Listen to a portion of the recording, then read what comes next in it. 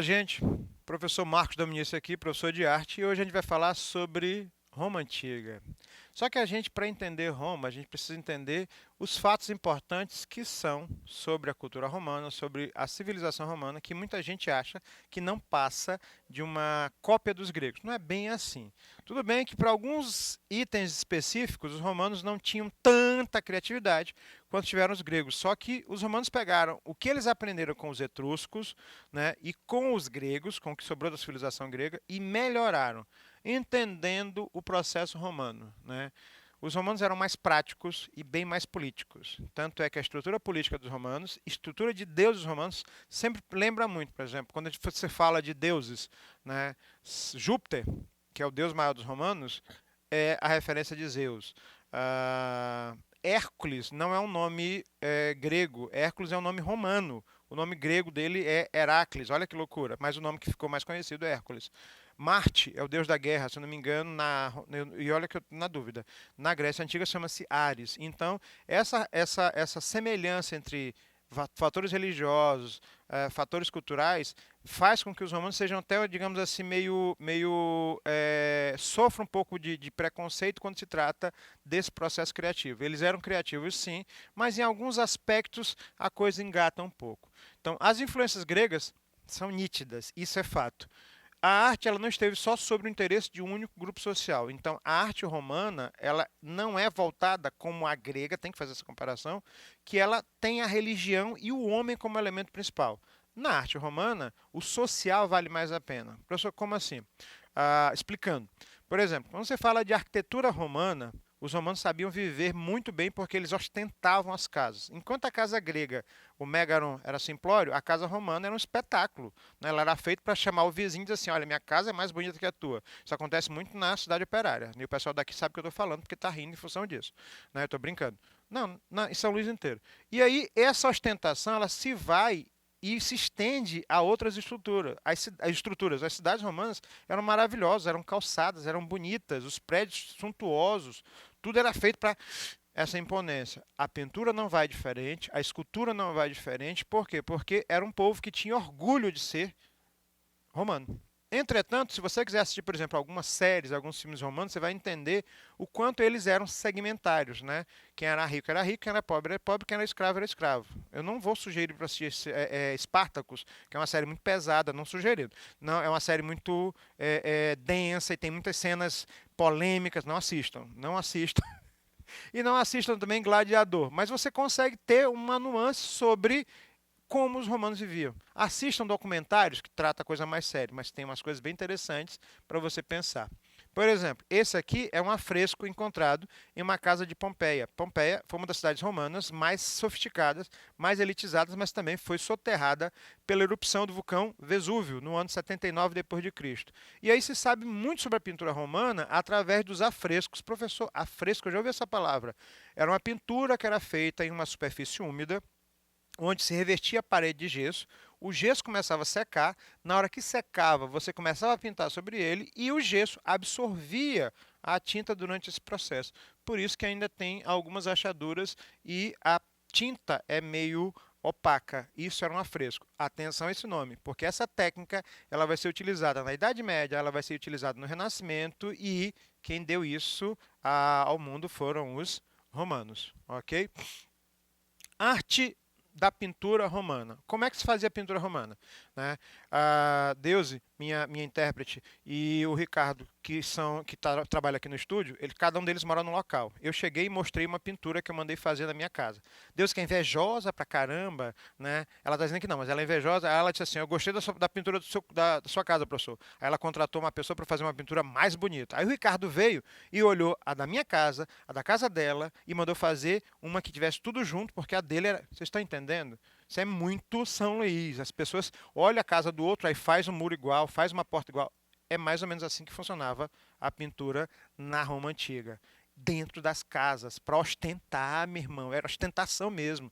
Tanto é que esses efeitos trazem cenas do cotidiano, figuras mitológicas, conquistas, mas também trazem processos ilusionistas. Olha esse afresco. Mas você está pensando que isso aqui é pequenininho? Não, isso é a parede inteira.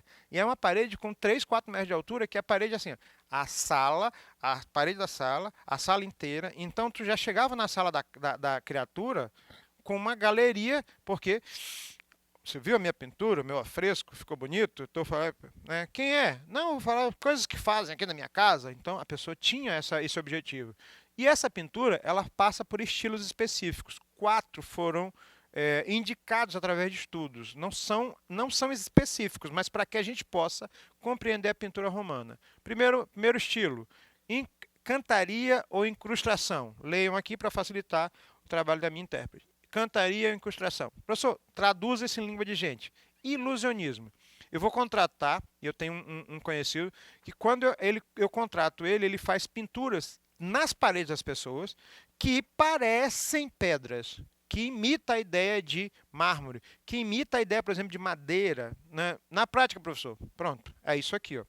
Eu vou contratar alguém que faça dar a impressão na minha parede que isso aqui é uma pedra, mas na verdade é pintura. Que dê a impressão de que isso aqui é barro, mas na verdade é uma pintura. Que dê a impressão de que isso aqui é mármore, uma pintura. Eu não tenho dinheiro para comprar o mármore, que é muito caro.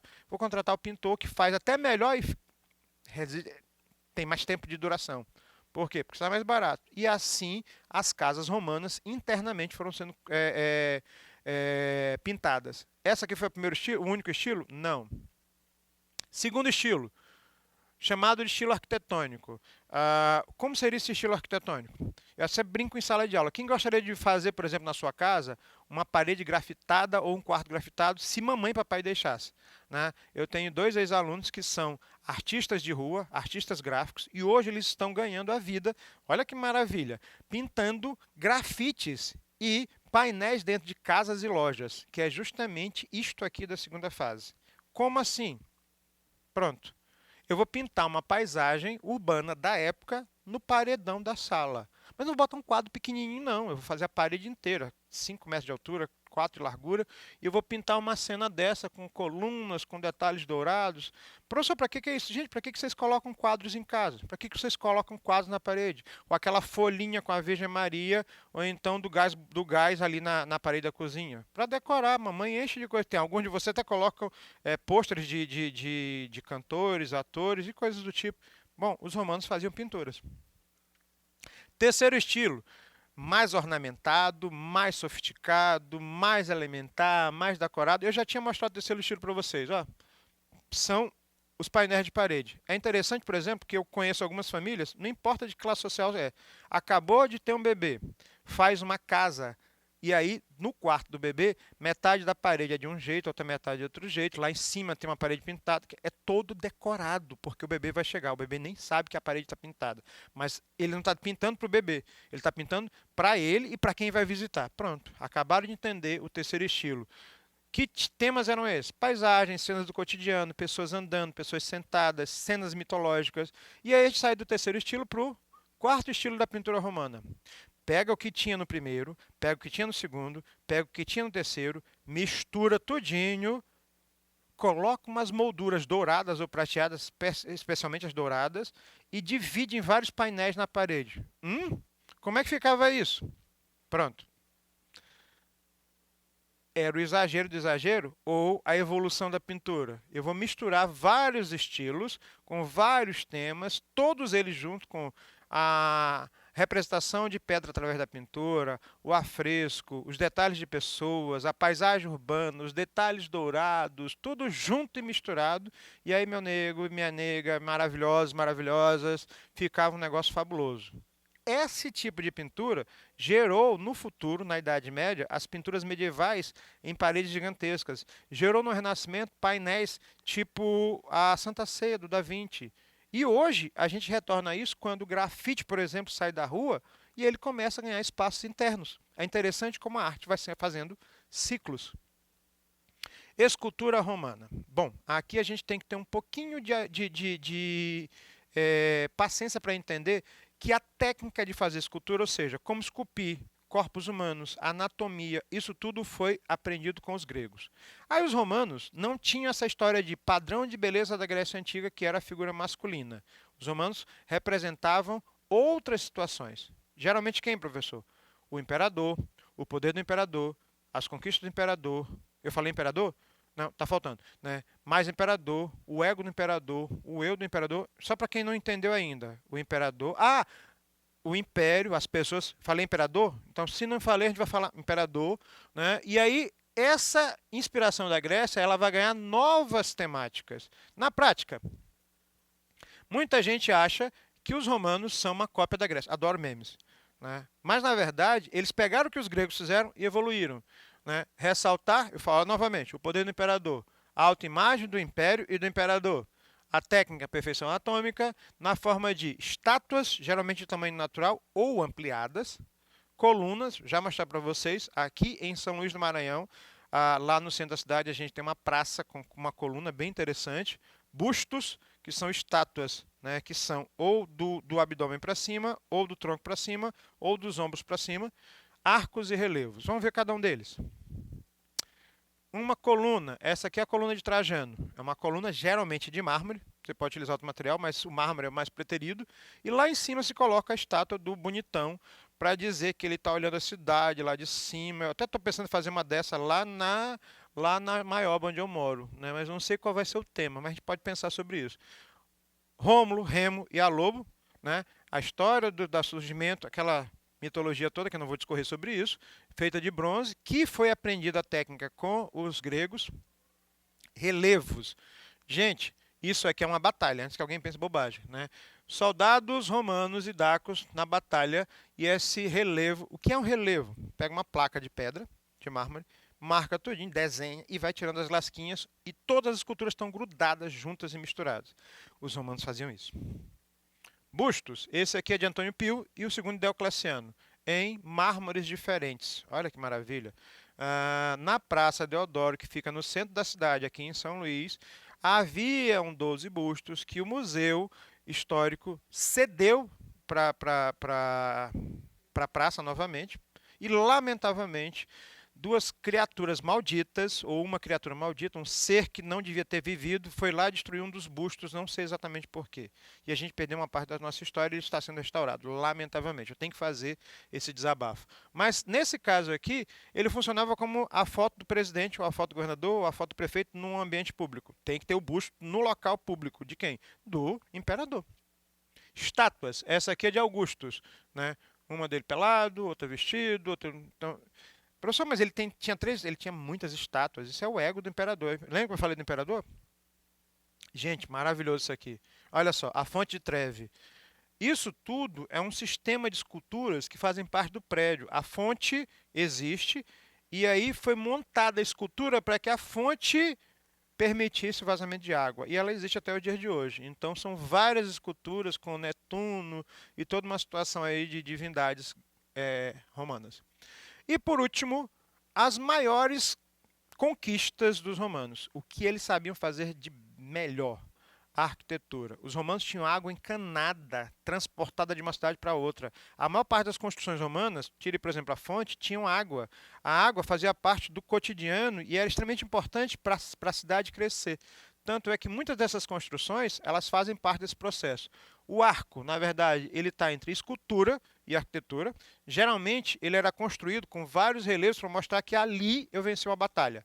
Vou invadir aonde? Vou invadir a península. Não, mentira. Né? E lá, como eu vou vencer a batalha, eles vão mandar construir um arco na entrada da península para dizer que o imperador X, eu, no caso, o professor Marcos Dominici, ganhei a batalha e lá eu vou dizer e vai ficar para a posteridade. O objetivo era esse. Né?